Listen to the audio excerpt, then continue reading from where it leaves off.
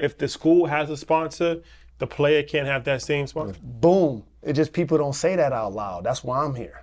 So a school like Michigan, I'm assuming They're a Nike school. So you can't be a quarterback and have a Nike sponsorship because Nike's already sponsored. You can be the quarterback and wear Nike for free. You can't get paid. Or you can't wear nothing else. If NIL was supposed to represent a true market value, that means when you go to a college, you should be able to wear whatever shoes that's paying you. Not the shoe that has a contract with the school. My graduates from my school being Forbes, bag drop. Bag drop. A mic drop, bag drop. Bag drop.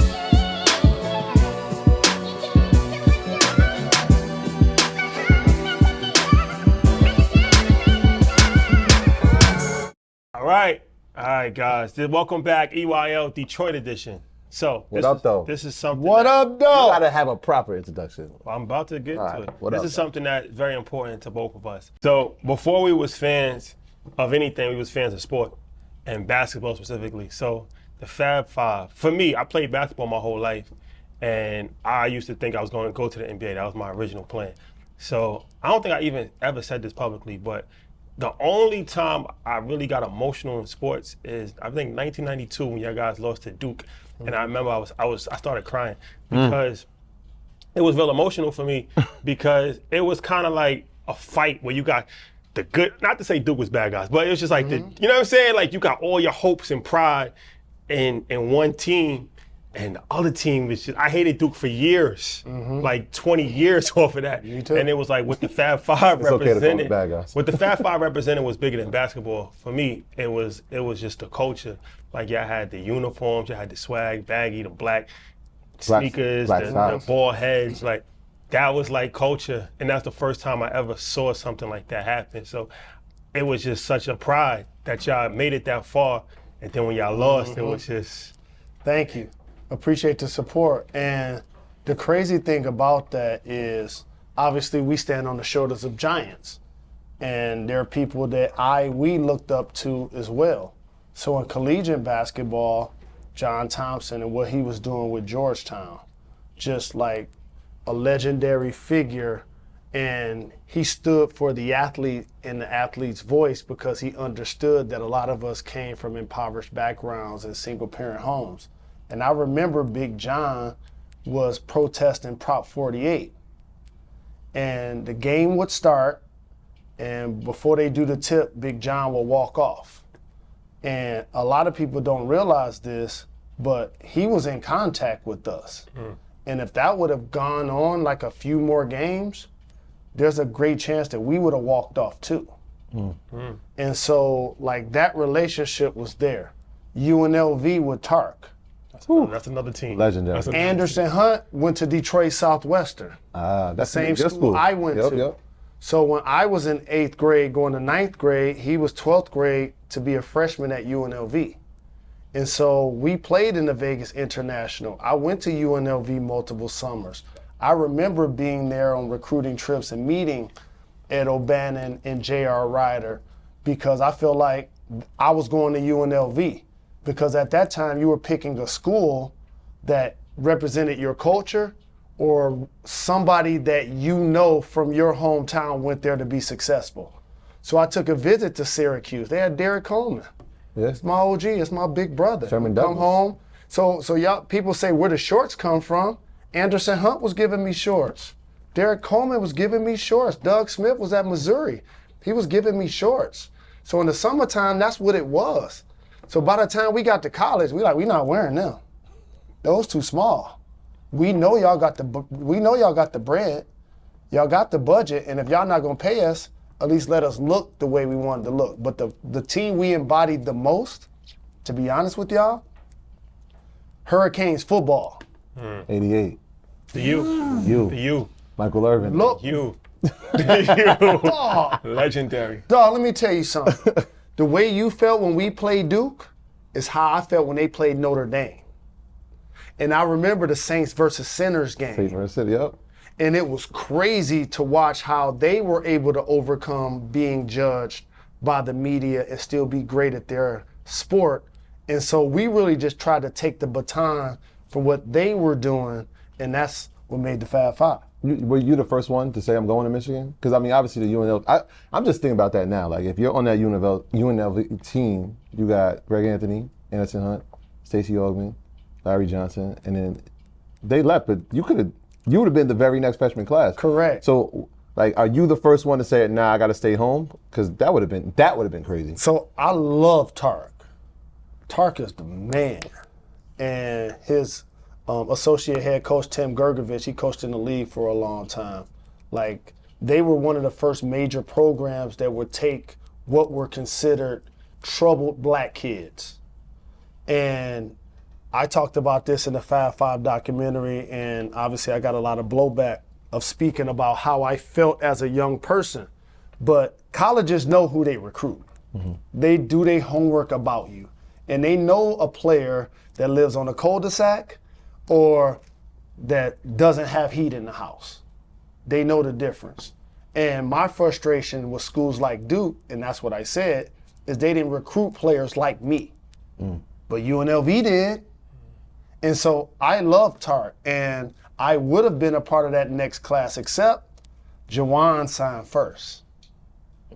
And we had a game against the Soviets in 1991, our senior year. Jawan was playing in Chicago. Chris and I were playing in Detroit. This is way before, like, the influx of international players were in the league. This is around the time the Dream Team, I believe, was the same year. So the Soviets came here to play us in downtown Detroit. Jawan came to play on the team. And so we were friends already. We were in McDonald's All-American game. Jawan had committed, Jimmy committed, Ray committed in the early period. But C-Webb and I didn't commit to after the season. And I guess I was on what Lamar Jackson is on now. Like, I'll wait till after the end of the season before I decide. I'm gonna wait till, And so I didn't decide until after the state championship. We won a state championship. And so I chose number 5 because I was the 5th member of the Fab Five to sign. That wasn't my number in high school. I knew we were creating something special. And so that's why I chose to go to Michigan. It's little things that people don't even realize that it's bringing back so many memories for me. Like, when you talk about shorts were real big in that era, and I'm from New York, so it was like Ola's. Remember those? It was a store in Harlem, and it was like these shorts used to cost like $60. Which was a lot. That was like wearing like Gucci or Louis Vuitton, Exactly. And it was like shorts. I remember Arkansas Razors, they went too far. Their shorts was like down to their ankles. They were after us. Kareem Reed was so short. Short. They went too far, but They it's went like too far. little things like that meant a lot. It sounds crazy, like shorts is really something, but like shorts, y'all guys, like, it was fashion. Like, it wasn't just basketball, it was actually fashion. Yeah. It was fashion, but it was also unapologetic. See, the one thing that, being the descendants of slavery as black people, we try to express ourselves in ways where we can't be denied. And so I can wear my hair the way I want to wear it. You may not like it. You may not even give me a job because I got an afro. I got braids. I have twists. Like, that happens. The same thing happens with fashion. There are a lot of people that did not like the fact that we were wearing long shorts because we look different. Like, who are they? Like why? Because we were trying to be comfortable. We didn't realize the phenomenon it was gonna have. We were just like, we're not wearing those small shorts. I love Isaiah Thomas. That's the OG. He is sponsor of JRLA. But I'm not wearing no small shorts. Him and John Stockton. Him and John Stockton and Dennis Rodman had the smallest shorts of all time. That's like soft porn. Like, for real. We not doing that. But the other thing we ain't doing, and I see y'all got fresh kicks on, we ain't wearing those jock shoes y'all giving us. No, we're the Deons. We're the Bo Jacksons. We rocking those. Y'all made the Air Max basketball sneaker. They came back 4 times with bags of shoes that dropped them on the floor. We like, we ain't wearing them. Don't even. Where the Jordans at? And that's how we ended up wearing the Barclays, and then end up wearing the Huaraches.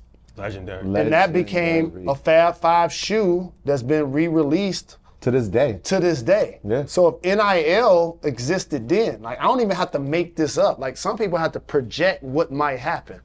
Imagine if we had, and this is why I always acknowledge standing on the shoulders of giants, because people now that come behind us are smart enough to trademark stuff. Times are different. When I was in college, I didn't know my credit score. You know what I'm saying? Like times were just different. And so imagine if we would have been able to trademark socks that were black. When we went to the mall, they didn't even have 5 pairs of black socks in the whole mall. That's crazy. So if we got $1 for every time somebody bought black socks, me and Phil Knight would be neighbors.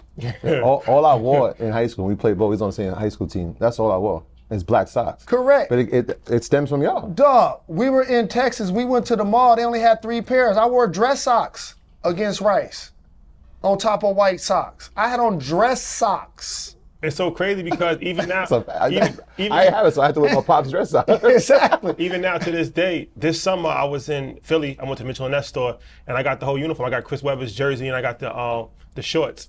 So that's 25 years later. Correct. And it's still, and I wore it. I was in Dykeman. I wore it to the game. And they was like, "Yo, where you get that jersey from?" Like it's That's like love. It's, and by the way, shout to Jim Jones. That's my brother. I ain't get up there to represent at Dykeman. Shout to Dave East, that's my brother who represents the Pacer jersey. Just shouted out Jalen and Jacoby recently. Like those my guys.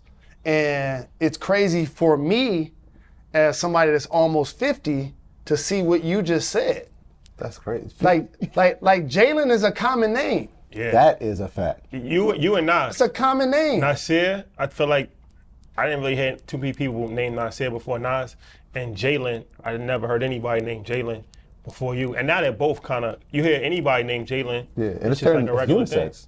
Correct. Jalen's turned into a unisex name. And here's what I've said this to Shaq and to Denzel, who I love dearly, got both of their numbers in my phone, but they're like the greatest at what they've accomplished. Like there isn't a larger than life former athlete than Shaq, literally and physically. And Denzel, he's the GOAT at what he does. So people are gonna name their kids after them. But the one thing I noticed, they're all black boys or girls. They're all black men. Mm-hmm. Like the name Jalen is a unisex name. Different races, different shades, different creeds, boys and girls. And that literally started because of the popularity that we had as the Fab Five. It was on the list of my daughter's names. My mom's name starts with a J, and so Jalen was on the name. Yeah, that literally started because of the Fab Five. And so what we've been able to accomplish, there's the score of the game and it's the game of life. I was in school 3 years. Like Tom Izzo could be at Michigan 30 years. I mean, Tom Izzo could be at Michigan State 30 years. And he is a great coach. But win one championship in that 30 years, and we be like, he's a champion. Yeah. I only get 3 years. Yeah. I don't get 30. Yeah. And so what happens beyond the score of the game? There are a lot of teams that win championships. There are a lot of people that win accolades. But the thing that we won that can't be purchased is the culture. And so I appreciate having hip hop, the inner city, urban areas support us then. So now when we became mainstream, I remember people was trying to hide us. It was like rap music. It was like, don't look at them. Like we don't, bald heads, black shoes, black socks, we ain't, get that out of here. And it was like when I saw what Muhammad Ali. Muhammad Ali is my favorite athlete of all time. And it broke my heart to see how he was ostracized from society. And then when he had really bad Tourette's, I felt like, oh, we're gonna embrace him now, let him hold the torch in Atlanta. I was like, what? It's late 90s. Like, he's been a legend 30 years and was ostracized by society. And so I'm just happy that we're each living and breathing now and get a chance to see the progression of what we've accomplished and now how it's played out in society. You talked about John Thompson, Prop 48. Can you talk about that? And how did that even come about that he reached out to you guys? And explain what Prop 48 is. So when we were in high school, there was a Prop 48 and a Prop 42. Young people now take SAT, they take ACT, achievement tests to determine where they are based on those test results. But there was also a secondary test that athletes were required to take. It was called the Prop 48 test. And by the way, why we gotta take an extra test? You know what I'm saying? Like, trying to play ball. Like, why do I gotta take an extra test? That extra test was Prop 48. And so, like SAT, ACT, or many state-assessed tests, it wasn't something that we were introduced to or even taught in our schools. And it wasn't something that we necessarily had the resources to go out and get the support to actually navigate. So there were so many great athletes who were eligible in high school, signed letters of intent, or were en route to sign letters of intent, but couldn't enroll and play unless you passed this test. That was called the Prop 48. And John Thompson, I appreciate so very much. He understood that it was culturally unsound how it was being administered. So what he did, what you hope most coaches would do, what most coaches didn't do, by the way, during the NIL. So let me just throw this out there. If coaches wanted players to get the NIL, why ain't nobody standing on the table?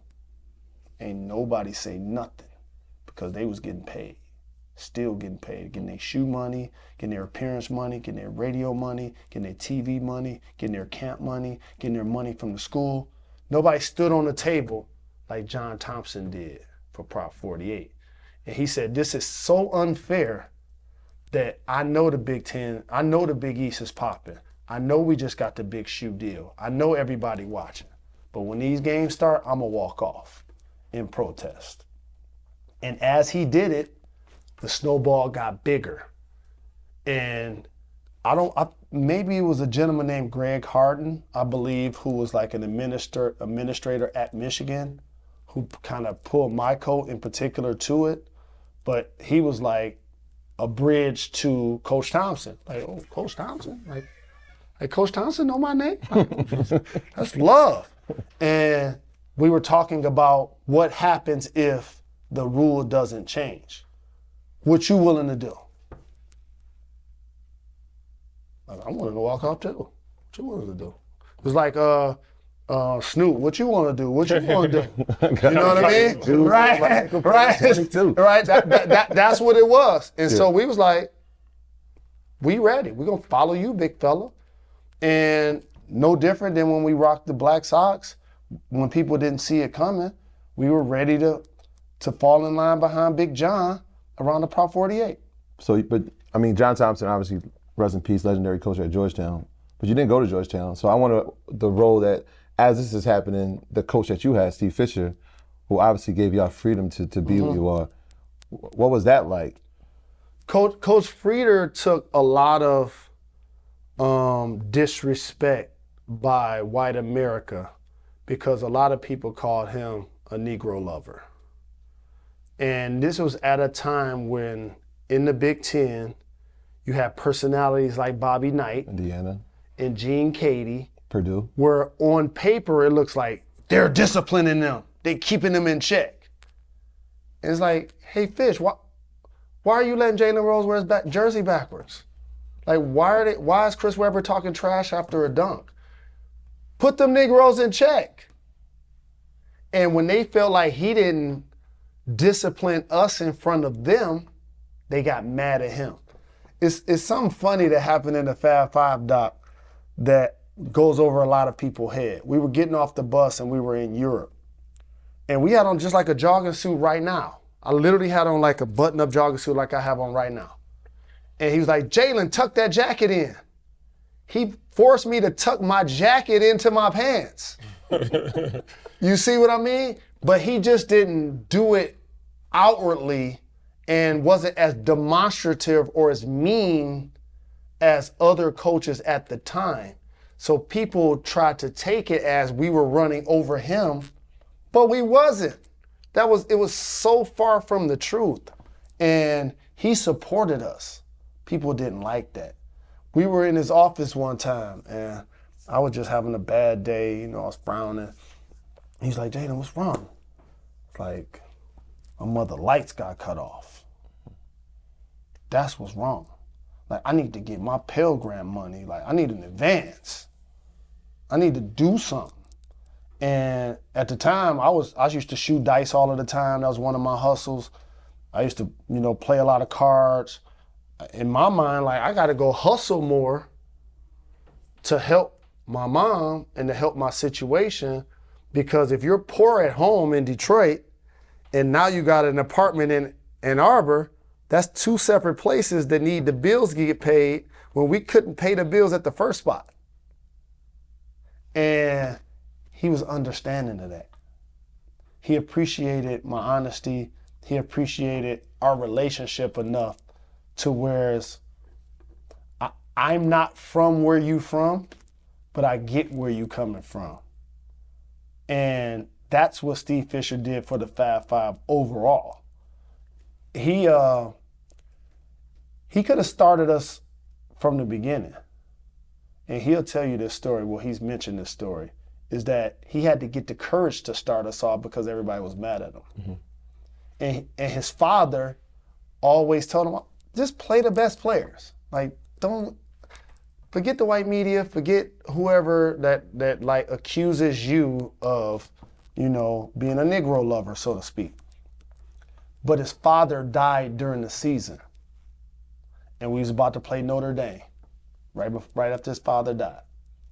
And we walked in the locker room for the first time. We seen all of our names on the board. We're like, oh, shit. We're like, we starting. It was on national TV. It was on NBC. And we was like, this shit better work. Turn up. Yeah, because everybody watching. Yeah. This better work. And we scored every point. We won the game. And that was a thank you to Coach Fisher in particular. So let's talk about this. So you, NIL, name, image, likeness. Mm-hmm. You've referenced before that you didn't have money to eat at certain times, but you saw your jersey being sold while you was in college. Correct. And how that affected you psychologically. So this is a big deal because for a long time people have benefited from college athletics, from college athletes, and it hasn't been the athlete. And if they took money, then it was under the table and they got villainized and they got stripped of awards that they won and made it seem like they was like criminals, stuff like that. Mm-hmm. So now players can actually profit from their likeness. Some coaches, like Nick Saban, disagrees with some of the things that's happened. Mm-hmm. Some coaches are for it. What's your thoughts on NIL? The number one word is greed that I have. And I'm really disappointed in how the NIL distribution has actually played out. But I want to set the table with this acknowledgement. The sports that are predominantly black are the ones that once you get into them, the goal is for you to feed the system and help the system make as much money as possible before you profit. Basketball and football, predominantly black sports, are the main ones with restrictions after high school. Mm-hmm. For a while, they had dress code, had salary cap, couldn't smoke weed, had a length of contracts. Like in baseball, you can sign a 10-year deal. In hockey, you can sign a 9-year deal. Can't in basketball. In tennis, in golf, in NASCAR, you can turn pro after high school. Can't in basketball and football. They're going to force us, and this is a residue of slavery. That's what it is. They're going to force you to feed and pay the system as long as possible. When you graduate from high school, there's so many players that shown you can go to the league and be successful. Kobe, KG, J.O., Daryl Dawkins, Spencer Haywood, the originator. LeBron James. LeBron James. T-Mac. So T-Mac. So there's evidence, concrete evidence, that Hall of Fame players can go from high school to the pros. Was 2022 Now that's banned. Why? They want you to feed the system. Same with the NFL. So what happens with the NIL is right now, Jeep is a sponsor of JRLA. Puma is a sponsor. MGM is a sponsor. If I went to Michigan right now, they wouldn't let me have them as sponsors because it conflicts with what they already have. So now you're just getting like the residue. Oh, explain that. Explain that. So if the school has a sponsor, the player can't have that same sponsor. Boom. It just people don't say that out loud. That's why I'm here. So a school like Michigan, I'm assuming They're a Nike school. So Nike you can't be a quarterback and have a Nike sponsorship because Nike's already sponsored. You can be the quarterback and wear Nike for free, You can't get paid. or you can't wear nothing else. So If NIL was supposed to represent a true market value, that means when you go to a college, you should be able to wear whatever shoes that's paying you, not the shoe that has a contract with the school. right. So the Nike school, you can't have an Adidas athlete, or even like if it's a school like Michigan, hypothetically, Ford is huge in Michigan, right? They're not doing anything with Chrysler. No. Okay. So say the school has a deal with a network and I have a deal with a network. They're going to try to make me get rid of my deal before I sign. There's some fine print in your letter of intent that basically acknowledges whatever things that happen with the school, whatever sponsors happen with the school, whatever sponsors happen with the program, you're required to support that. So that's why you're not seeing major collegiate athletes getting paid off of NIL, because the schools ain't giving up their relationship. So, the example we just used, say Michigan has a deal with Nike and Nike's gonna pay them $50 million a year or whatever. And you're trying to get the number one player in the country. You're trying to get Bronny James to come there.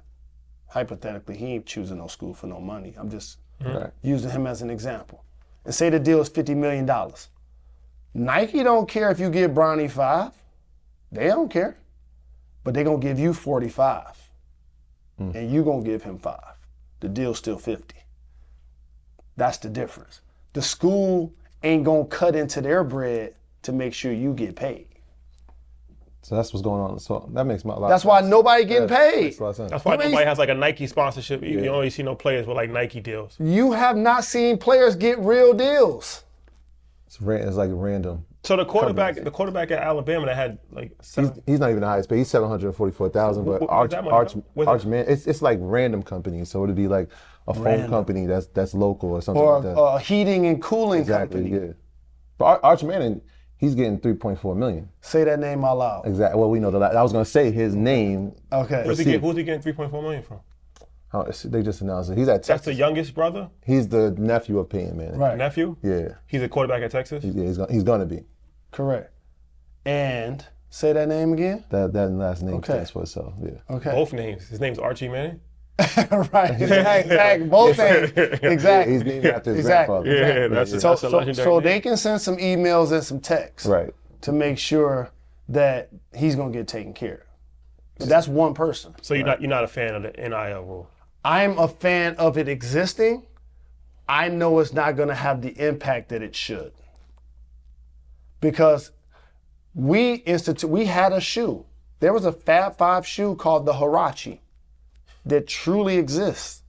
That's a living, breathing thing. There's licensing for shorts. There's licensing for socks. Like if we would have been able to profit off of that, in particular players like Ray and Jimmy, who didn't have long NBA careers, they would be millionaires off of that. Just off the residuals. Correct. And so now you graduate the idea, and again, it's almost a Jedi mind trick to somebody that lived the game and know the game. So the rest of the world celebrate, hey, NIL, yes. But you don't see nobody getting nothing. Yeah. And it's crazy too, because it's like I used to play D1 for a couple years. So when the game was out, what was it? 2K. Not 2K. What was it? Oh, they had the March college Madness. basketball game, March Madness. I remember being on that He used game. to, I never Yeah. played video game, but he used to play. He used to play with my character. So I thought it was That's dope. what a real brother does. You see what love. I'm saying? I'm gonna That's win love. with this team. That's love. But Even though he's rated 70. Right. We'll ride with him. that was a Take him bad- all of the shots and that was, everything. that was a bad rating. But I just thought it was cool just to have a character in a video game. I'm in college, like, you know what I'm saying? I'm like, this is dope that I'm actually in a video game. And then when, I believe it was Ed O'Bannon, right? Yeah, O'Bannon. Ed yup. O'Bannon. Yeah, Yup. when they sued and then they won. And then I actually got a check. I think I got a check for like $4,000 later on. But long story short, I was part of a class action lawsuit. So then you start to realize later on, like, damn, they was actually making a lot of money from your likeness. Correct. You know what I'm saying? But you don't realize that when you're in it. And you know what did they do? They Stop the game. There's no more. Boom. Because we ain't gonna pay you no more. That's it. Yeah. Yeah. They stopped the game. There's no more game. There's no more March Madness football. There's no more Think March about it. They basketball. just stopped the game. It ain't like we're gonna keep the game and pay the players. It's like we're gonna get rid of the game so we don't have to play the players. And like you, I remember being on that game, being naive, playing with myself and da da da. And imagine you got $4,000 probably a decade or so after you left school. Just think about those residuals. Just think about that. If they gave you $4,000, that means they made $40 million. Minimum. Yeah. Let alone whoever the cover team was. Because they didn't use the picture. It would be like whoever was the championship team. I remember when Melo and them won, and it was just like, damn, they just got his picture up there like that? Right. His body style, like- you know what I'm saying? Got his braids, got everything, but don't have his name. Like, we know who that is.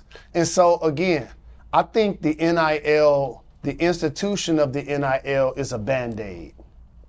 The true execution that's going to be game-changing is when the schools and the coaches, as you mentioned, Nick Saban, are willing to share their sponsors that are locked in with the school. Because you can't come in with a competitor. If you got Nike, I can't wear Puma. If you got Ford, I can't rock Jeep. So I can't get the big bag. And that's funneling a lot of Adidas kids to Adidas schools, a lot of Nike kids to Nike schools. Yeah. Correct. And then what happens is that starts to funnel down to high school. That's what I'm saying, yeah, the high school level, Yep. the AAU programs. And why a lot of times does that shoe company sponsor that team? Because of who's playing on Yeah, it. exactly. Of course. Yeah. I'll never forget playing against Jamal Mashburn and the Gauchos and them. I was like, they was cold. Like they was booted. Yeah. I was like, yo, they fresh. That's because of the players that have come through the program. And so we're going to invest in that program. Does that program still exist? Yeah, Gaucho? but it's not at the Yeah. same level that it was before. It's been a little dry spell for New York Correct. professionals. That's like St. Cecilia in Detroit. The same thing. When players were playing and it had the cachet, then we had the sponsors. When it doesn't necessarily have the same pro prospects and the same cachet, it's not existing anymore. Where did Melo go to high school? St. Anthony's. St. Carmelo? No, he went to Oh, Baltimore. he went to- He was in He Baltimore. went to the prep school. Oak Hill Oak Academy. Hill, I'm sorry, not St. Anthony's. So I Oak bring Hill. this up for a reason. Yeah. Oak Hill is one of the greatest schools to producing players of all time. Yeah. My brother Steven Jackson, Melo, all of these guys. Rondo.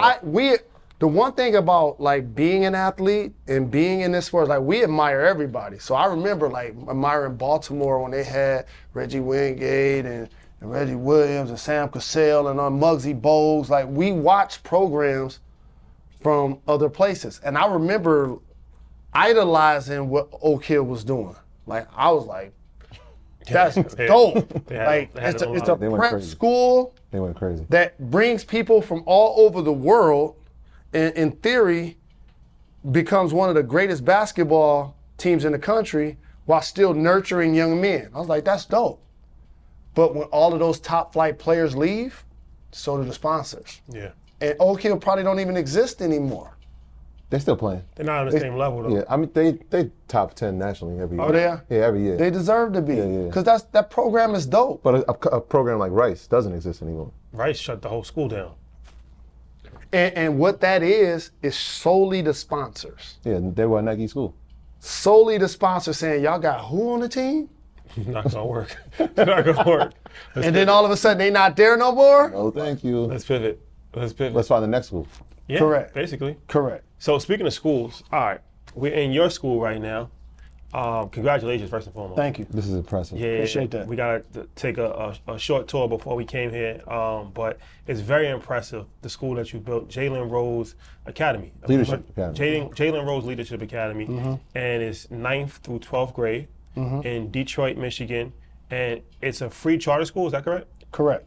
Okay, so talk about that. What made you want to get into the business of education, and how long has the school been in existence? So we're entering our 12th school year.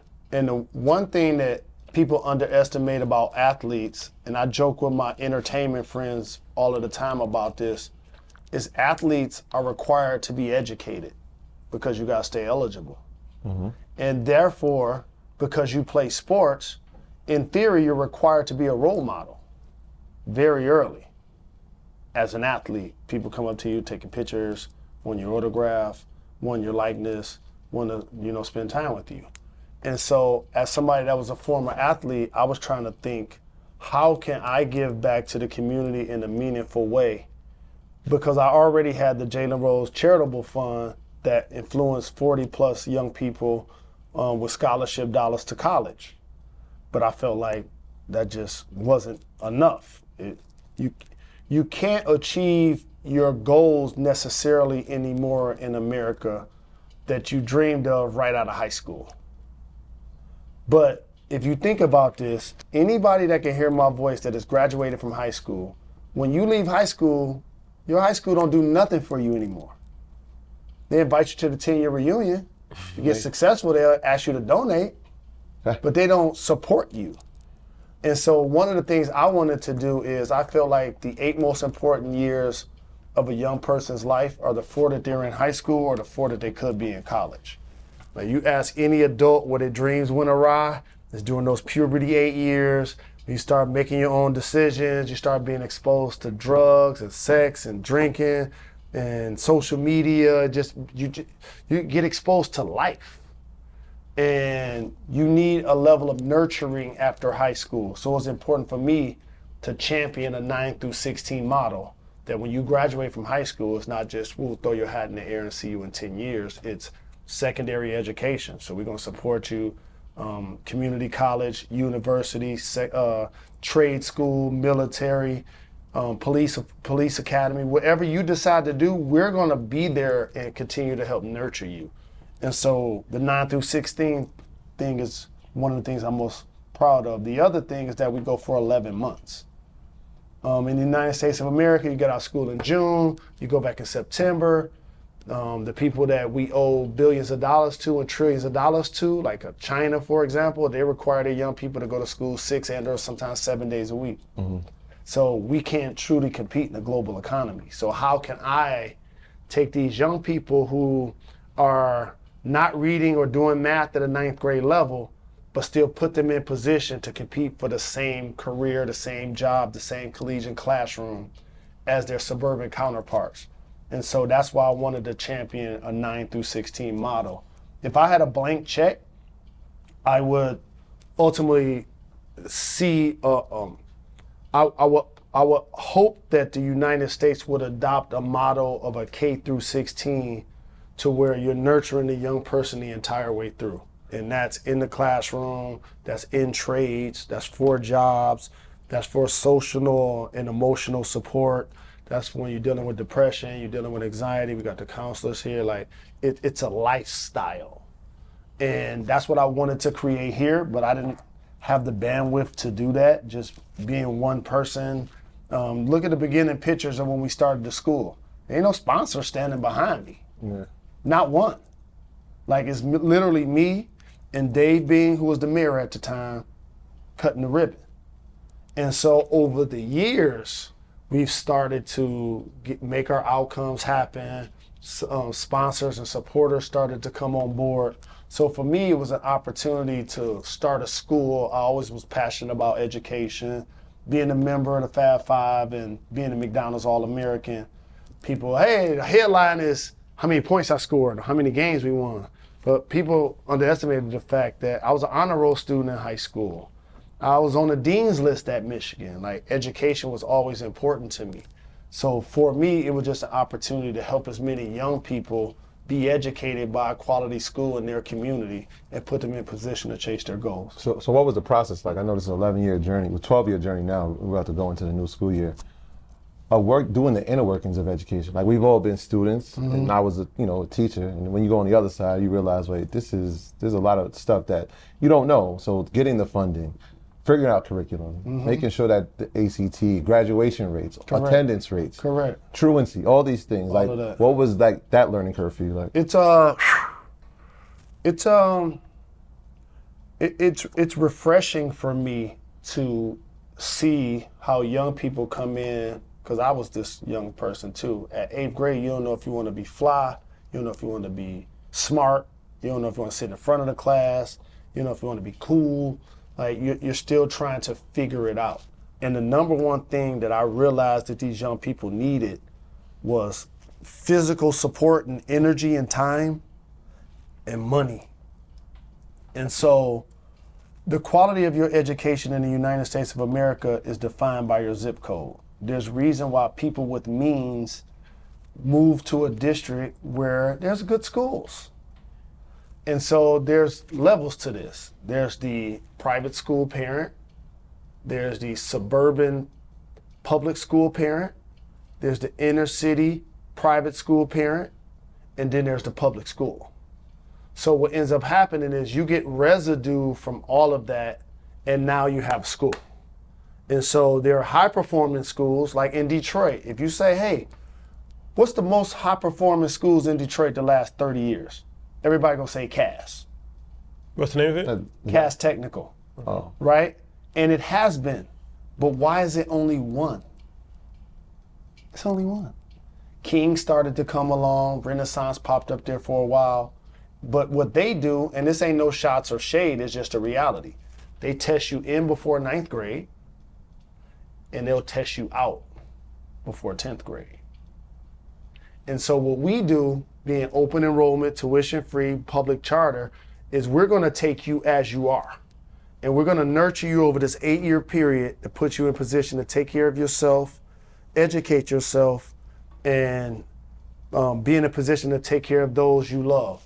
And so there have been a lot of challenges in trying to fundraise and trying to expand the facility. There's been a lot of frustration by me that I need to stay encouraged. There's so many times I think like, man, Michigan been fundraising since the 1800s. And people just turn around and give them $100 million like it ain't nothing. Like, can you give them 98 and give us 2? You know what I'm saying? But then what I learned is some people, and they not judging how you give, like I had to learn to not judge people who don't give back to the community, who don't give their time, who do give for prestige. And I had to realize we don't have a stadium of 125,000 fans that's going to bring you to midfield and give you a standing ovation. Or we don't have like the shiny building that you could put your name on, and then when your college plays on TV, they're like, yo, that's the such and such and such and such building. And so this is the actual charity that makes it to the hood. And even though I got to knock on doors, 1,000 times to probably get one donor, that's been the biggest hurdle and the biggest challenge, to try to make sure they have the assets they need to carry out the goals. So who is it funded by? The state, or is it funded by private? See, this is like the NIL. So a charter school gets 0 state funding for its facility. Right. What's the most important thing in your life? Your house or your car? So if we ain't getting no money for our facility, that means we need an HVAC system right now that costs $1.5 million. Y'all doing this interview in this room because this is the new wing that we expanded 6 or 7 years ago. We ain't doing it in the old wing because ain't no air conditioning. We ain't doing it in the old wing because we got an elementary school gym that I can jump up and pull the rim down now, because I didn't realize it was hanging until I just got here today. And so that to me has been like not only the biggest challenge, but like that's gonna be the biggest game changer also. Like I'm gonna turn these lemons into lemonade. And the donors that we have and the sponsors that we have, I'm extremely grateful for them. But when I'm able to expand this facility where we don't have rotating teachers, I want to create a holistic space for meditation, prayer, counseling, have a gym where our team can play, where we can host high school tournaments and district regionals and stuff like that. We can host colleges maybe when they come play and practice, pro teams when they come play and practice. Like that's really the next phase of what we're trying to do. But it is extremely challenging raising money for inner city young people. I know you said you weren't disappointed in people not giving back on the surface, right? But Isaiah is one of the people who gave back, and there's a few other sponsors. But obviously, as a celebrity, it feels like this should be like something that people should get behind. Well, I mean, this has obviously been a valuable lesson. So how do you differentiate? Like, I thought he was cool. You should support my vision. People don't. Now it's like, well, how do I view you now? What you just said right there, fam, like, I stopped liking people because I feel like if you've ever heard the word Detroit, if you've ever been in Michigan, if you've ever gone to college here, if you've ever came to Detroit Metropolitan Airport, I told you about the school or you heard about the school. So if you see our donor wall, if you see our golf outing, and you like, wait a minute, I just saw John Doe with a Detroit hat on. Ain't he from the D? I just saw her talking about what up, Doe.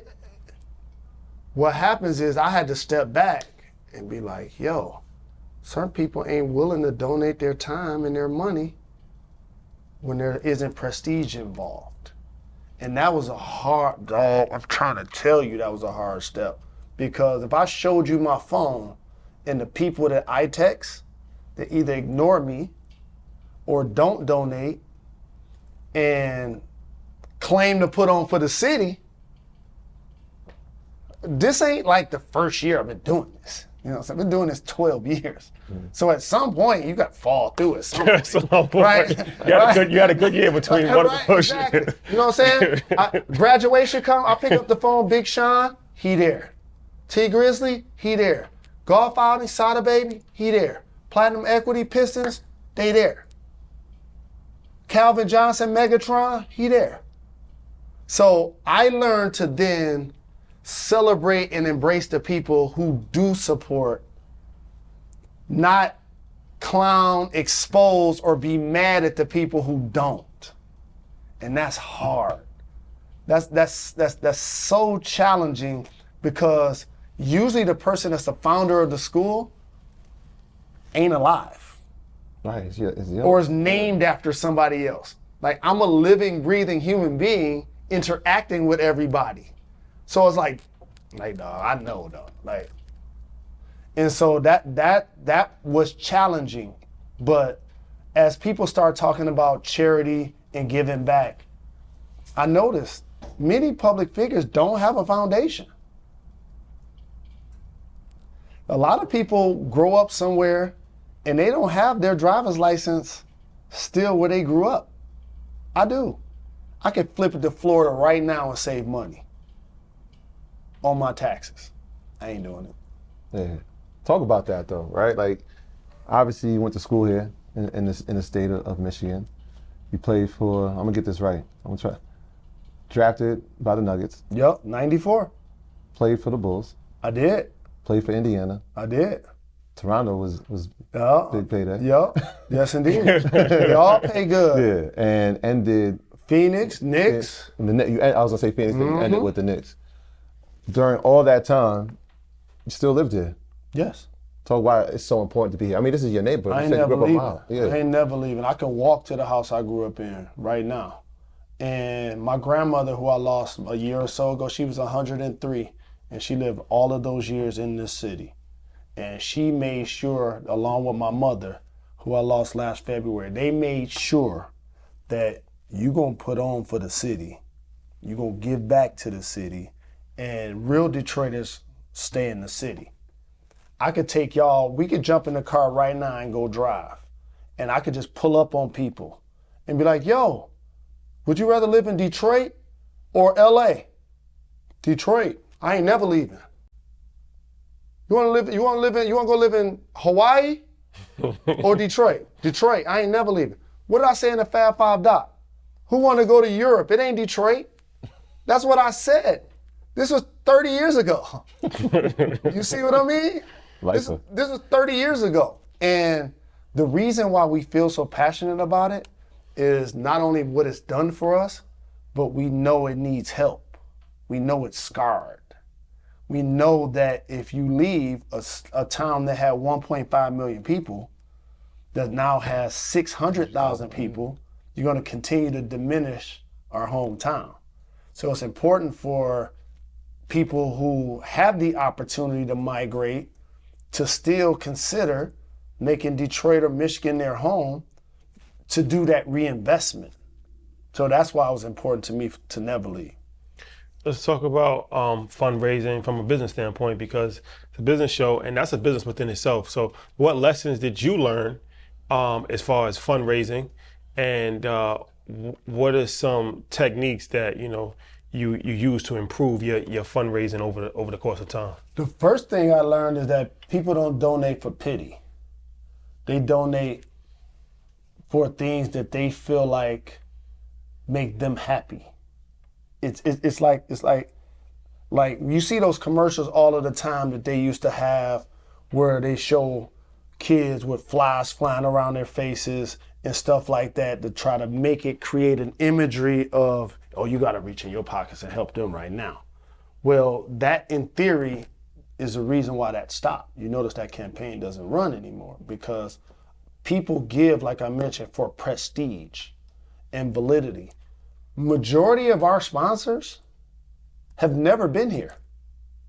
The thing that I realize that they're investing in me, in my vision, and they feel like the parents feel. Y'all come here one day during dismissal, or if y'all come here one day when the young scholars are coming to school, y'all are here the parents. We're dropping them off to you, Jalen. We know you got them. It's the same thing with fundraising. I'm donating to you because I know that you're so committed in this. I've seen you spend your time, your energy, your money. So I'm in theory donating to you because I know you're gonna do the right thing for them. And the other thing I learned is that a lot of times trying to ask people to donate for something can be challenging if they're not from Detroit, they don't live in Detroit, and they don't have kids that go to school in Detroit. So in other words, you have a school that's 99% black, but a donor wall of businesses and companies and people that are probably 95% white. So that dynamic is one that you navigate, and you're really grateful to those that support. And now my goal is just to put some more zeros on them donations. Yeah, so even that, like the fundraising process, people, I'm sure there's people that are like, what do you need to raise funds for, right? Like you're an athlete. Same reason why Michigan need to raise money. Exactly. So like Michigan been raising money since the 1800s. And so like they can see the tangible things, like, oh, we built this new wing. So like, can you talk about? Because they feel like we got enough. Exactly. That's because they feel like, oh, y'all got heat. right. Y'all got a building. That's what I'm trying to say, that this cost associated with actually running a school. Like there's a lot that goes into it. Can you talk about that? Because obviously you said the HVAC, that's a real issue. Correct. And in Detroit, because here's the thing. A property like this, if we were in Chicago or New York, we could take over a facility that would be worth $1.8 million 10 years ago, and this same building now be worth $3 million. Well, in Detroit, that same $1.8 billion building now is worth 1.3. Appreciation, yeah. You see what I'm saying? So that dynamic affects everything that you do. It affects the enrollment. It's just not as many people. It affects the teachers. The talent pool just isn't as plentiful. And it affects the donors because not as many people that live here or care about what's happening here. So what happens is that becomes a trickle-down effect for everything that we're trying to get accomplished. And the idiocy of some people makes them think, oh, they see me like, I ain't no billionaire. You know what I'm saying? Like, you heard Chris Rock, like, Shaq, rich. The person that writes Shaq check is wealthy. You see what I mean? But what happens is sometimes people see us, oh, y'all got enough. Good. Yeah, we got running water, you good. You know what I mean? We gave you enough.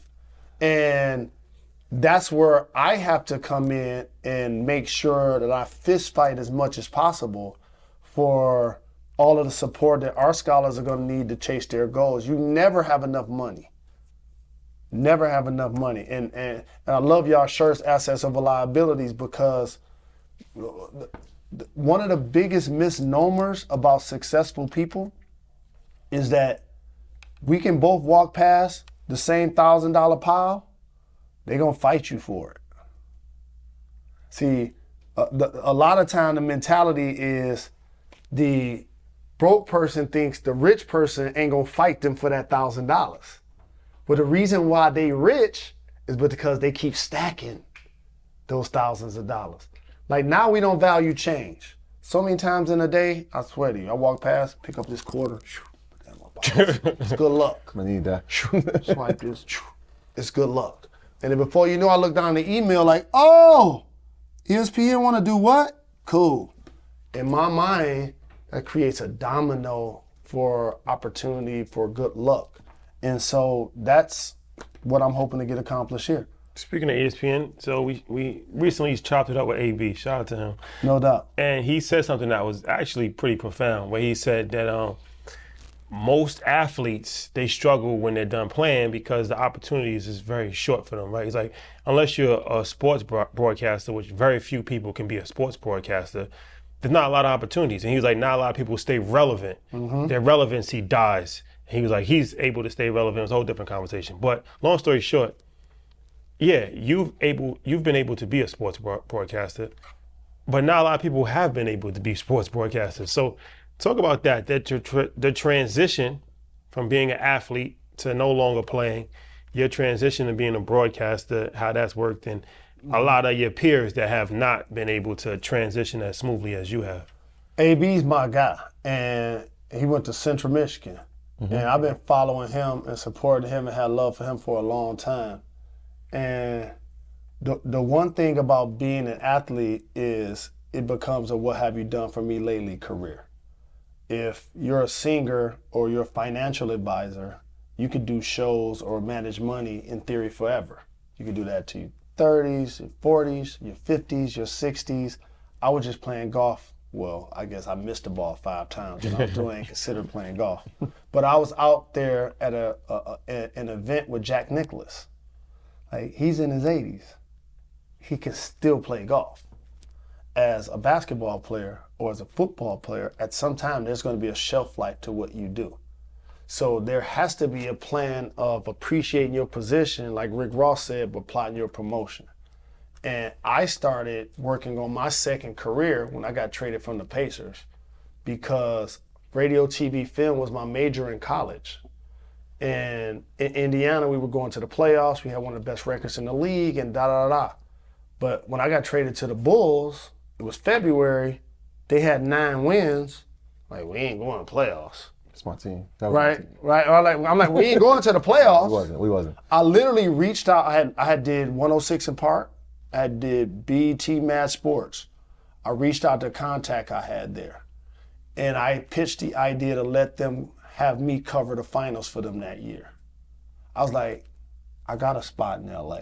I think the Lakers are going to make it. They had just won a championship. Like, I think they had Shaq and Kobe, they was killing. I was like, I think the Lakers gonna be in. If the Lakers are in, for sure, y'all should let me cover it. All y'all gotta do is send the camera. I'll get the access. I'll do all of that. Lakers made it. They played New Jersey Nets at the time. Yeah.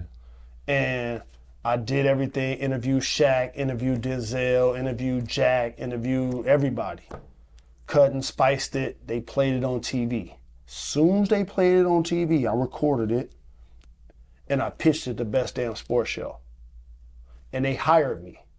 So while I was in the league, like we see Draymond Green, my little brother, doing it right now, but imagine, it took like 25 years for another player to do it while they were playing. I already did that. You see what I mean?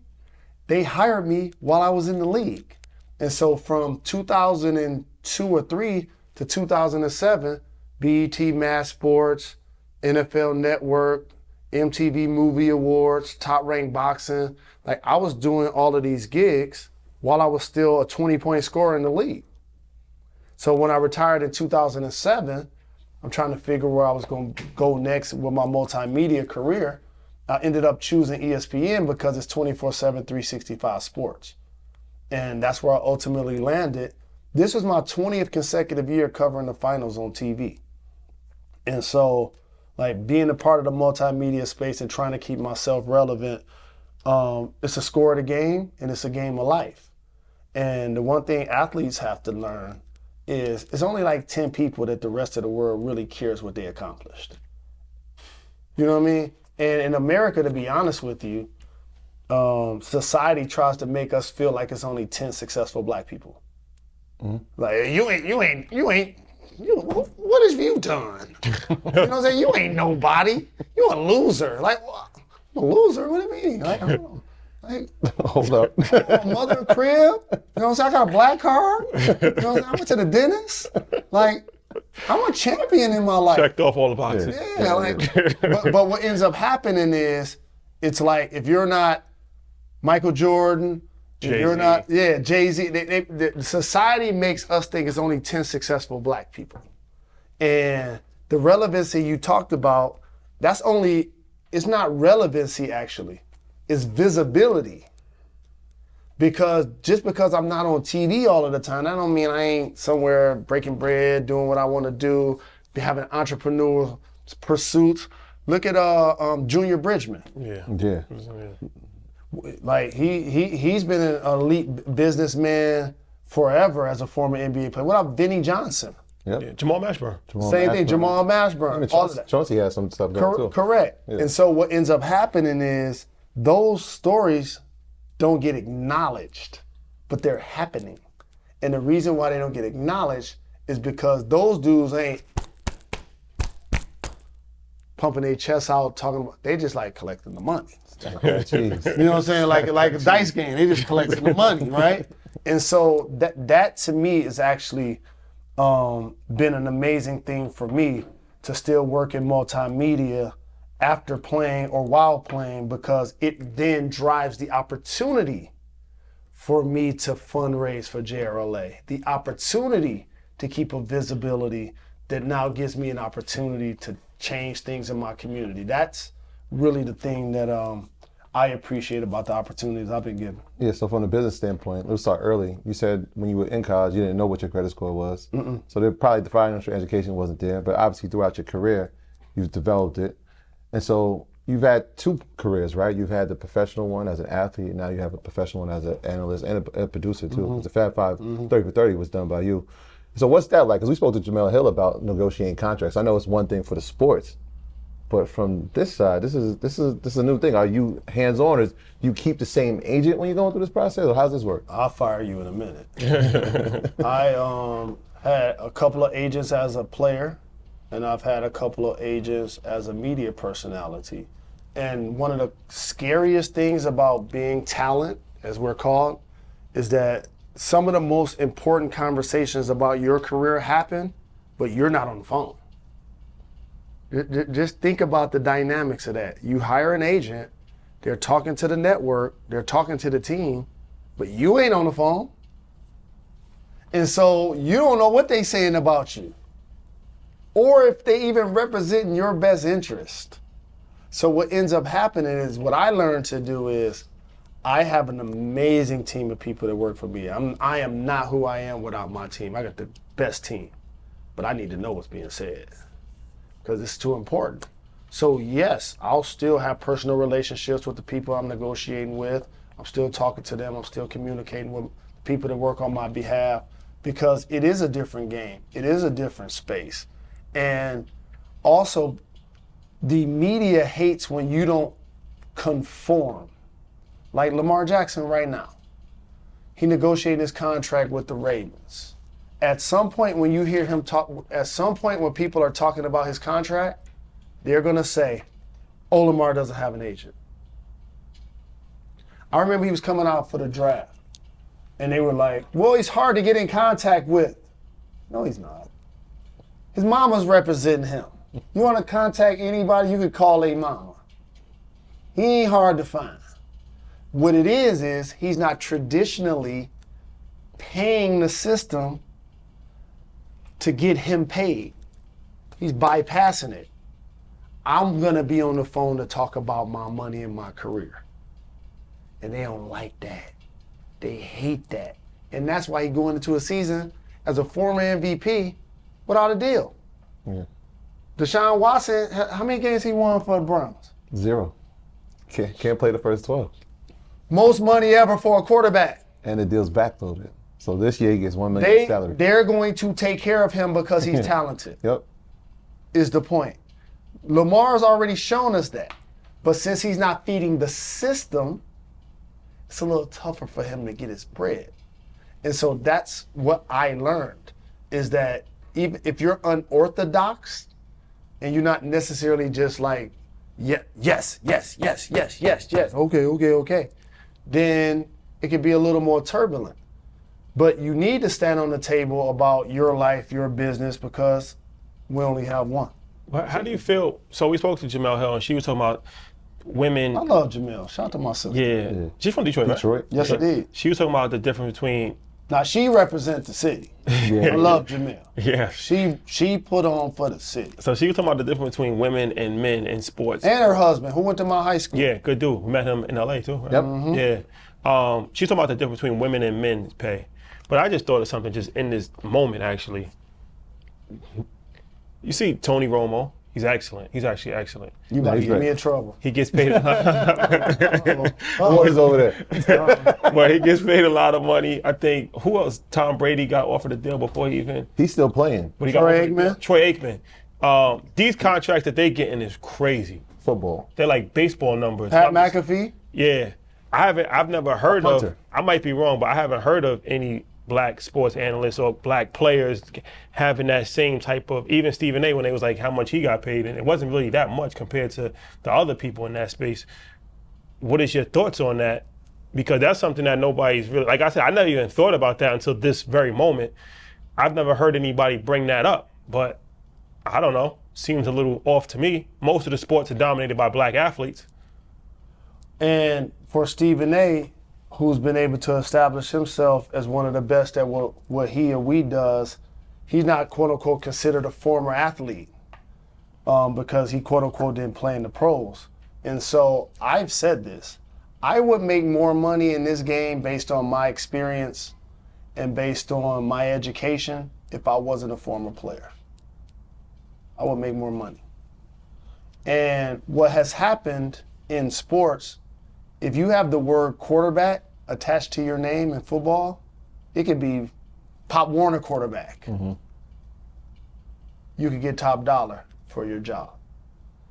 Former basketball players, you ain't seen it. When it's time for that multimedia space to get paid in football, it's so much money in the game. Of course they're gonna pay Jane or John Doe. Money in basketball too. And another thing you don't see, and this is something that I hope to be a part of, is us now being our own multimedia conglomerate where we actually own the content, where we're creating the shows, where we're now the infrastructure. you're still working with the system, within the system, but that still hasn't happened. And especially for people that look like me and you. And those top dollar game changing contracts, you ain't seen it for a former basketball player. No, I'm trying to even think of one. A black football player. No, definitely not football. Correct. I'm Well, thinking- but you just said why? The only former black football players I see working in the media are who? Ray Michael Lewis. Vick, Ray Lewis. a quarterback. He doesn't do quarterback? quarterbacks. Yeah, Michael Vick. No, they got RG3 at ESPN. RG3. He just got into it, absolutely. Yeah. And so Straight hand. they're starting to trickle in now. Yeah, But what has happened is, to his point, like the market has already been set. yeah. And so for me as I'm the only basketball player still to this day. And I stand on the shoulders of my brother John Sally, who brought me in, former bad boy OG, when he was a member of the Best Damn Sports Show. And I remember Jason Williams of the Nets. Smart. Before- Jason Williams. Okay, that Jason Williams. Before he had his issues. Right. He was also working with NBC. And those were two people when I was in the late 90s thinking like, dang, that's dope. They in the league and they working in the media. So I kind of asked them for advice and what I should do and stuff like that. But still to this day, when I started doing Numbers Never Lie with Michael Smith and Hugh Douglas, that was in like 2011. That was the first time since the Best Damn Sports Show that a former basketball player was featured on the Monday through Friday show. That's still the case to this day. Like on Deontay Wilder, to this day. Dang. To this day. And I'm not talking about like an NBA show. Of course you're gonna have some basketball players on an NBA show. I'm talking about like a variety show. Like Jalen and Jacoby is a variety show. You look at the show, I got Immortals behind me, I got the Ali Summit, I got Harriet Tubman, I got Nipsey, like that's a variety show. Still to this day, the only basketball player featured on a Monday through Friday show. So these are things in the industry that I hope to change, that I want to see change, and I welcome. And so I hope that that's happening, but it's already been established almost how it's going to be. So it's hard to cut through. If you look at the faces of the announcers, if you look at the faces of the hosts in basketball and football, you look at the faces of the announcers in basketball and football, you look at the faces of the people that break news in basketball and football. Even though those sports are majority black, we're underrepresented in the areas I just described. Yeah. And As you're saying, I'm thinking of the names that I'm hearing these alerts from. It's either Schefter or it's Wojo for basketball, and Mojo. yeah, Mojo got all the you information. got everybody's number. He one breaks speed dial. everything. Even like Mike Breen or you got Jim Nance in football. I'm just thinking of the names as you're saying it. But I mean, you're in media, right? So you do have Jalen and Jacoby, and then you have Jalen versus everybody. So you have the media. yep. Is it the expansion going to happen too? Because obviously that 30 for 30 that you did, I mean, you were producing that. Yep. And so there's plenty of other stories that can be told. Do you envision yourself and your team telling more stories and having more of a, like a handle on trying to shape narrative and change this? Yes. And the thing that has changed from only having linear opportunities on television to now having these digital opportunities that before everybody was only in a rush to be on TV. But now you realize, based on the digital space, as we now do this show, like there's so many successful properties that aren't on linear television because they're being now funded digitally. And you can put them out socially, and you can put the clips out, and then you can now create a career, in theory, without being on TV. See, when I started doing this, you couldn't have a career without being on TV because social media didn't exist. Right. And I hope that we're starting to see more diversity in a couple of the spaces that I mentioned. But I've been saying this for 20 years, to be honest with you. I also just thought about something in this moment with media. Sports is the only field where players are critiqued every single day. Like, if you really think about it, there's not daily shows that's like critiquing actors. There's not daily shows that's critiquing musicians. Like, you got the Breakfast Club stuff, but they're not like every single day. Their job isn't to break down every bar that Drake has. Correct. Yeah, outside of politics, probably. Right. Politics, yeah. Right. But every single day, there's sports critique. And sometimes it goes a little too far. Like Skip, he goes too far sometimes, I think, in my opinion. He goes too far away too much. Yeah, definitely. So, I had to tell him about himself too. yeah? Yeah, I did. What'd you tell him? That I know that he averaged 1.4 points as a Well, that's junior in high school. That's a classic clip. That happened. Yeah. No, that really happened. But I was on my KRS-One, and the teacher taught us that he kept a diss record for everybody in the top 10 in case somebody he ready for a body shot, he ready for a jab, and I was ready for the same thing. I was ready for a face shot, a jab. I was ready for a knockout punch. You know what I'm saying? and that's what it has to be. And so, also as we talk about like athletes in media, also acknowledge this. Who are the experts? If I have experience at something, whatever it is, and you don't, and we have the same information and the same knowledge base, that makes me the expert. That's why if you notice, when you're watching, it don't even matter, digital, linear, it don't even matter what you're watching. The person that's getting paid the most is asking the person with the expertise the question. Yeah, the color commentator. Get game. Tell us what you saw there. Get game. And then this athlete sometimes becomes disposable or turnkey because we're going to get somebody else that just got out of the league. This is the expert, right? But we now need that person to be paid as such. That's a that's a discrepancy that's happened in multimedia for a very long time that it's obvious to see. So do you think that, what's the responsibility for journalists to, because they walk a lot of thin lines in sports. Like, what do you think the responsibility is between doing a job, critiquing somebody, giving your opinion, and going too far? Going too far is when you calling Chris Bosh Spice. That's too far. Spice, like from the Spice Girls? Like, Yeah. Spice. Oh, I didn't even heard that before. Disrespect. Who said that? Skip Bayless? You mentioned the name. Skippy Wildin'. Right? Skippy Wildin'. Right? Skippy Wildin'. So that's going too far. Yeah.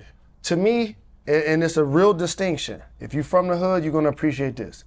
When you call me out my name is when you go too far. Well, talking about LeBron's son. That was uncalled for. And like I told him, every time you talk about Bronny, I'm gonna talk about you. Because he don't deserve that. Like, I'm a son of a former athlete that I didn't know.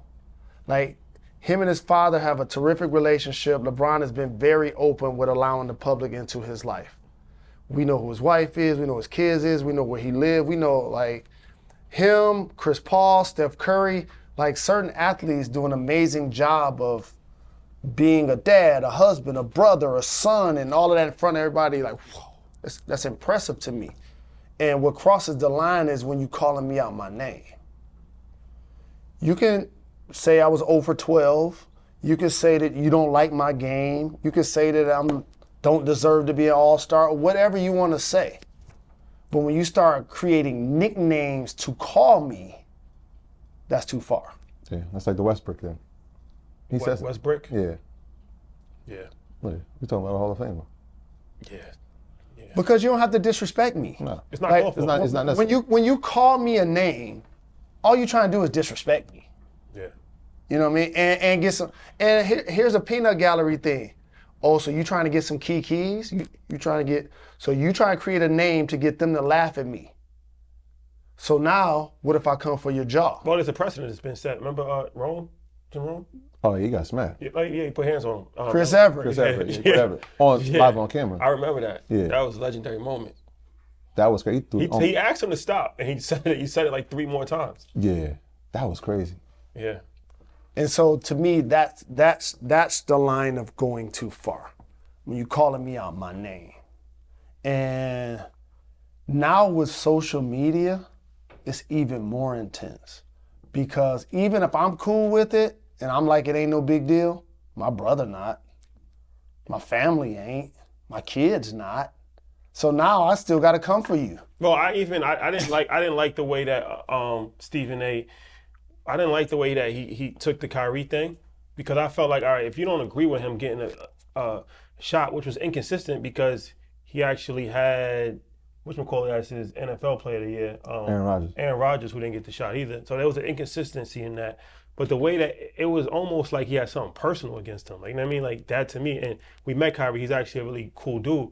So I thought that that's something that is dangerous too, because it's like you got a lot of extreme people. And like when you're fueling a fire, and you never know, somebody might take that and run with it. Like, you know what I mean? And I felt like that's something that's not responsible to kind of put out there. Like, it crosses the line between being a sports analyst and being a personal vendetta. Yeah, but it also fuels, like you said, like somebody who's not in the right mindset. Like what happened with Chris Paul at the playoff game. Exactly. They feel comfortable touching his mom. That's an issue. Or like when somebody's saying Westbrook in front of his family and they just came to watch the game, right? Like you don't know what that one take that you had to try to get laughs or try to get ratings has now done on a personal level to somebody's family. And you're calling me a name, more importantly, so other people will too. Right. So you're giving me a tag now. And as somebody who's so very grateful that his name has become a common name, nobody knows that better than me. A name is a symbol.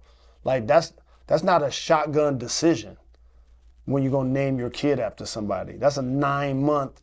Everybody get to chime in on the name of the baby. Mm-hmm. Parents get to chime in, siblings, grandparents, that's not a shotgun. That's not a one-night stand decision. You know what I mean? And so when you're calling me Bosh Spice, you're saying it so everybody else will too. That's my true problem with it. You're trying to give me a tag. So now I got to defend myself, because if I don't, then now everybody's going to think that's cool. Yeah. It's almost like social media. At some point, you got to just block people. Yeah. Or you can't defend yourself, right? Right. Right, because if you do, now you know this person has the opportunity every day to say it, and you're not going to get the opportunity to say it because you got to focus on the craft. I'm not judging people that do. I just joined Instagram maybe 3 years ago. At first, I wasn't going to join. Oh, man, I'm showing my age, man. I don't do no pictures, you know what I'm saying? I ain't about that, you know what I'm saying? I'm like, all right, everybody, like, you got to join, you got to join, you got to join. And the one thing I noticed, and I never do this, and again, there are other people that do this, but if I post something, I ain't about to argue with the people in the comments.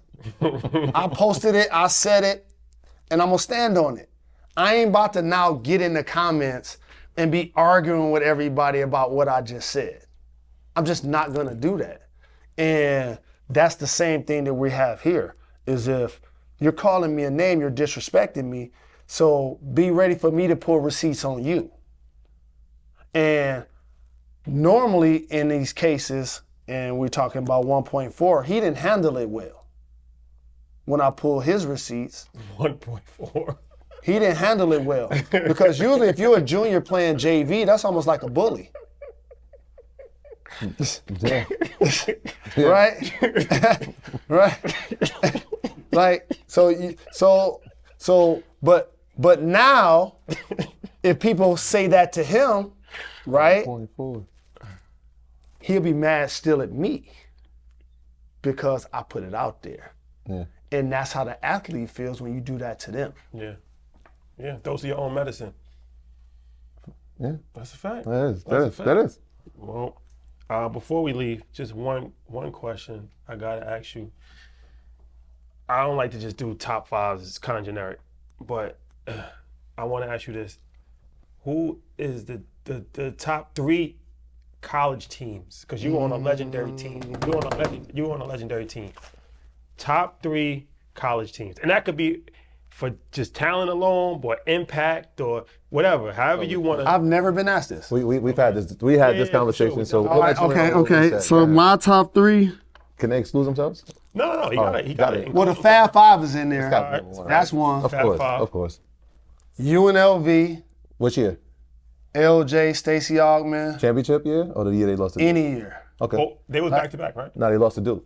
But they had 2 years. Yeah, they won and then they lost. Yeah. The year they lost to Duke, I was in Anderson. It was in Southwest Detroit, in Anderson Hunt's basement, with full UNLV gear on. And like you, when the Fab Five lost, tears came down my eyes. I never knew that I'd be playing against Duke the next year in the finals. That's crazy. That's crazy. That's crazy. Fab Five, running Rebels. I mean, I love DC Syracuse teams. Okay. So let me. Sherman Douglas, Stevie Thompson. Billy Owens. You want to throw a couple more? You want to do 5 just to round it out? All right, let's do 5. I All right, feel like there's more. okay. I feel like there's more. Because you ain't say his. No. He Georgetown. Which one? I Allen Iverson? Or was gonna go to one before Patrick Ewing, Patrick Reggie Ewing. Williams, Wingate, that squad. Yeah, so that's like the 84 team. Yeah, and I mean that Carolina squad with Jordan Worthy, you know. So all yours go. All right, got it. So, all right, that's a solid.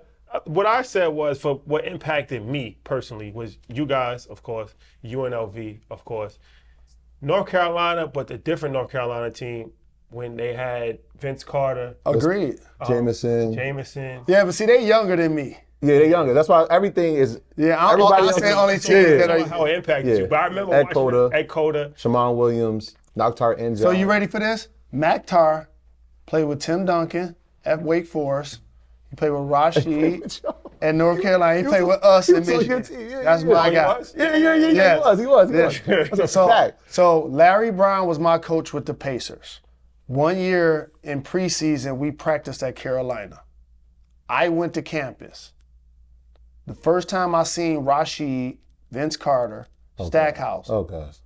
rocking Michigan gear on campus at Carolina. And they was like, Dean Smith, love you, dog. They took me to Carolina's, I guess it was their athletic facility. It was a picture of me hanging up, shooting the ball over Bobby Hurley. Ooh. It was like, Dean love you, dog. Like, well, he ain't love me enough to let me win that championship. You know what I mean? But I love them too. Like squads after me, like players, when I say after me, it's like after I was in college, Bubba Chuck for sure. Well, that's what I was going. So that's my next. So like for me, it's moments in time, and I got that same feeling that I had when y'all guys was playing, when Allen Iverson was playing. But it wasn't just AI. It was Victor Page also. Victor Page is a very lefty, underrated player. strong. You got Very love underrated. him. He was. Love I him. mean, he averaged 20 a game. And love then they Victor also Page. had Odella Harrington, Della Harrington. J.Y.D., Lefty. Yep. Junkyard Dog was on that Junkyard team. Dog, former Yeah. Piston. Yeah. They had like 4 NBA players on that team. They was balling. But the conversation Carolina was too. the conversation we had was who was the most talented. You said. I said the he 96 said- Kentucky You team. said Duke. No, I Kentucky. never said Duke. He went mainstream. I would never say You Duke. said Duke, Kentucky. No, I would. That's not true. All right, so if I did say Duke, Duke was a good team. No, the conversation was the most talented basketball team. And so we talking talent. There's no team that has more NBA players than the 96 Kentucky team. That's a fact. There's not even up for That's opinion. Wall, Boogie. That's That's Wall, Green, Derek Anderson, Eric Bledsoe. Ron Mercer. Oh, that squad. 96. Oh, that squad. They beat Otis Yes. Hill and they beat Yes, they did. Derek Wallace. Anderson was at Ohio State, hurt his knee and he was transferred to ridiculous. Kentucky. That's He what was we Who's on got. that team again? They had Antoine Walker. Ed Cota. No. Antoine Walker, Tony Delp, Walter McCarty, Ron Mercer, Derek. That's 5 NBA first round players. Yeah, squad. First round. But- You had like guys off the bench. I think Scott Padgett might have been on How the do you team. measure that impact in the league, though? No, I said talent. That's different. What about the Kentucky team with Wall, Well, yeah. Boogie, But they didn't win. Bledsoe? They didn't win. They did. They didn't win. And then the Duke one was, that '98 Duke team that lost to UConn, not just super Corey Maggette, Elton Brand, Trajan Langdon, You like That's that team. Well, when you talent, you got to measure them by what they did in the NBA also, though. So then you name a better than the Kentucky one. I mean, they got 8 NBA players. That's tough to do, bro. That is crazy. That's tough to do. That is crazy. That's tough. Yeah, it didn't have the same cultural impact. No, they didn't have a cultural impact. No, they didn't. That means I mean, Patino was a coach. He probably has more impact on the game than those guys. Mm-hmm. But, Sabaton was also. Who? Anton Walker. Anton Walker. Shout out to Anton Walker. Yeah. No doubt. Smart Love guy. Twan. Yeah. Just saw him at the All-star. playoffs when the Celtics was playing. He was the best one on the team. Career-wise. Career-wise, for sure. But Derek Anderson, had he not get hurt, probably would have had, equally as talented. Ron Mercer didn't really pan out like we thought, but yeah. They was a crazy talented team, and that really set the stage to Cal doing a one and done thing. They beat UMass. That set the stage. I know. You know what I'm saying? That's Lou what Rowe, Marcus Camby. Camby. Yeah, I used to be a UMass fan. Padilla. Yeah. Head Guard, Padilla. Padilla. Yeah. But that's when I used to like literally VHS at all the games. Like the last time I did that and it hurt my heart was the '97 championship. I'm a Kentucky fan. That's when you said Jamal Mashburn. I'm like, Oh yeah, I love Matt. yeah, him and Travis Ford. That's when I started like, oh, these are like, so y'all, you could see like obviously there, but impact was big. But and they lost to Mike Bibby in Arizona. Arizona was another one. I can't do this no more. It was too emotional. But I'm glad you pulled my coat to that Kentucky team having 8 pros. I slept on that. That's true. That's what I do. I have a career in sports analyst at some point. If you ever need us for Jalen and Jacoby, Yeah, if you need us, for you sure. let me know, Yeah, man. for Jalen I mean, Jacoby. this is what we know for, no but we can do sports. we do the for sports thing all day, every day. sure. Yeah, I did have the 5 jersey with the Bulls. That's love. And my daughter's middle name is Rose, Blessings. but we'll talk about that after. So it was going to be Jalen, no joke. It was going to be Jalen, but her name is Jordan. But you can see why, right? Yeah, Michael Jordan get the edge every now and then. Slightly. Exactly. Appreciate you, brother. Thank you, I man. appreciate y'all. And the number one thing I appreciate, first off, I'm a fan of y'all show. And there's nothing like that in the marketplace. We need more intelligent, responsible brothers that have the pulse of our culture, but also have the respect of our people. So I thank y'all. And then the other thing, I want to thank all y'all for actually coming here. See, Detroit is one of those places like you got to get on an airplane. You see what I mean? It ain't a part of y'all normal route.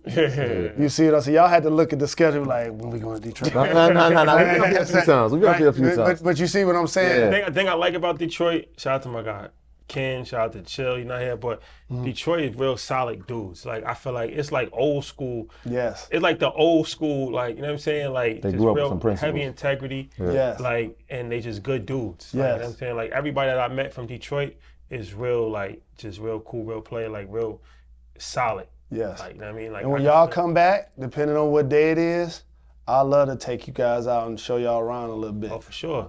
That's You know what I That mean? is too easy. That is a fact. Too easy. Done and done. Let me know when y'all gonna come back. Yeah. And done. I know we here on the daylight tip and we talking about JRLA and educating the community, but And we gotta do an event get- here too. So we do events all over. Like we did a big event in Atlanta. So That's dope. we definitely have to do an event in Detroit. done. Let me know. Yeah. Done. Too easy. Anything that you want to tell the people before we wrap? I'm just happy How that- can they donate to the school? Actually, Go to jrladetroit.com for more information about the school. We're open enrollment with tuition free with public charter.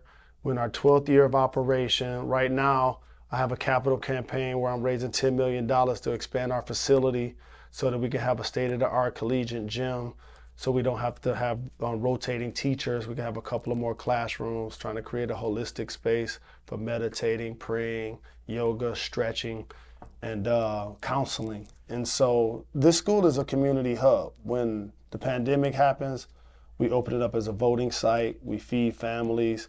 We presented an opportunity for people to get vaccinated. So this is a labor of love for the community. So I'm grateful that you guys came. No, we're definitely gonna put the link in the description, and we're gonna donate as well. Yeah.